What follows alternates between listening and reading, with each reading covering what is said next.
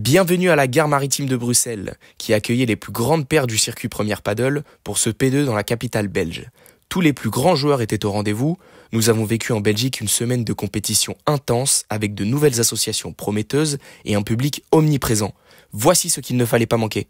Coelho et Tapia confirment leur domination. Les numéros 1 mondiaux Arturo Coelho et Agustin Tapia ont une fois de plus démontré leur suprématie en s'imposant en finale face à Fede Chingoto et Ale Galan.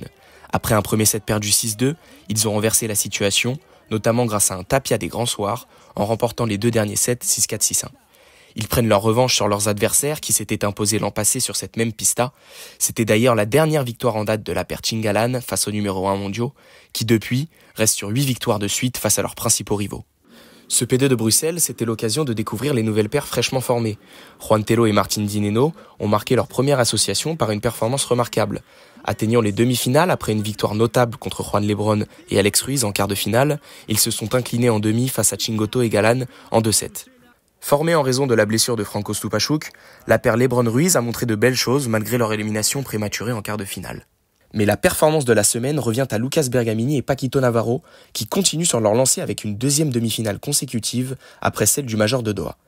Leur victoire en quart de finale contre Coqui Nieto et Mikey Anguas, qui eux restaient sur 4 demi-finales consécutives, après un match d'une intensité folle, témoignent de leur montée en puissance.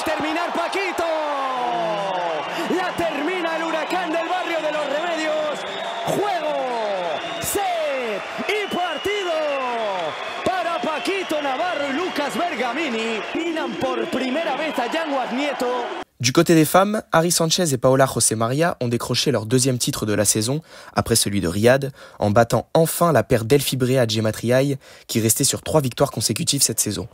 Une Delphi Brea diminuée due à une petite blessure au tendon d'Achille a permis au numéro 1 mondial de reprendre de l'avance sur Gemma Triay, qui s'approche dangereusement de leur place de numéro 1 au classement FIP.